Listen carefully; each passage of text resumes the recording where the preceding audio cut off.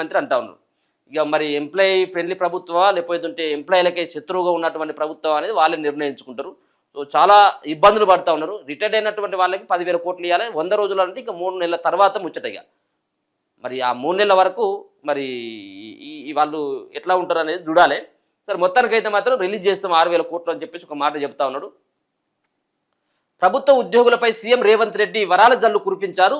ప్రభుత్వ ఉద్యోగుల retirement benefits కోసం 100 రోజుల్లో 6,000 కోట్లు విడుదల చేస్తామని, తక్షణమే పీఆర్సీ నివేదిక తెప్పించుకొని ఫిట్మెంట్ ప్రకటిస్తామని, జూన్ 1 కల్లా హెల్త్ కార్డులు జారీ చేస్తామని ప్రకటించారు.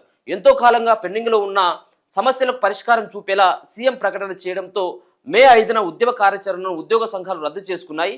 తెలంగాణ ఉద్యోగ సంఘాల JAC Telangana employees joint staff council ప్రతినిధులతో జూబ్లీహిల్స్ నివాసంలో సీఎం సమావేశమై సుదీర్ఘంగా కూడా చర్చించడం జరిగింది. అయితే రిటైర్మెంట్కు సంబంధించినటువంటి విషయంలో మనం ఒకసారి కనుక మనం మాట్లాడినట్టయితే ఆయనకు 25కో 28కో 30 సంవత్సరాలకు ఒక ఉద్యోగం వచ్చింది. ఒక 30 సంవత్సరాలు సర్వీసులో ఉన్న తర్వాత ఆ ఉద్యోగికి సన్మానం చేసి సత్కరించి శాల్వ కప్పి ఓ పూల బొకే ఇచ్చి ఘనంగా సత్కరించి ఆయనకు వీడ్కోలు పలకాల.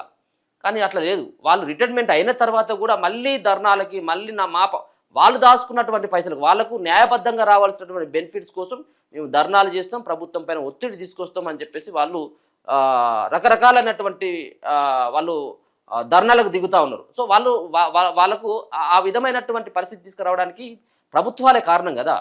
వాళ్ళకి ఇవ్వాల్సినటువంటి బెనిఫిట్స్ వాళ్ళకి రిటైర్మెంట్ రోజు రిటైర్మెంట్ అయినాక ఒక వారం 10 రోజుల్లోపు వాళ్ళ అకౌంట్లో డబ్బులు పడ్డట్టు అవుతుంటే వాళ్ళ బిడ్డ పెళ్ళికో ఇల్లు కట్టుకోవడానికో హెల్త్ సంబంధించినటువంటిదో ఏదో ఒకటి దీనికోసమే కదా వాళ్ళంతా కూడా జీవితకాలం 30-35 సంవత్సరాలు పనిచేసి రిటైర్మెంట్ అయిన తర్వాత వాళ్ళకి రావాల్సినటువంటి పైసలు ఇవ్వకుండా వాళ్ళని ఇబ్బంది పెట్టేట్టు అవుతుంటే ఏ విధంగా ఉంటుంది ఆ మానసిక క్షోభ.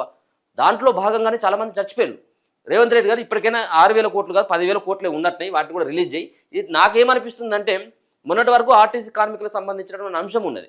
ఆర్టీసీ కార్మికులకు సంబంధించినటువంటి దాంట్లో వాళ్ళతో ఆ సంబంధించినటువంటి ఆర్టీసీ జేఏసీ వాళ్ళతో సంప్రదింపులు జరపలేదు. వాళ్ళ సమస్యల పట్ల లైట్ తీసుకుంది అక్కడ ఉన్నటువంటి పొన్నం ప్రభాకర్ కానీ ముఖ్యమంత్రి రేవంత్ రెడ్డి కానీ.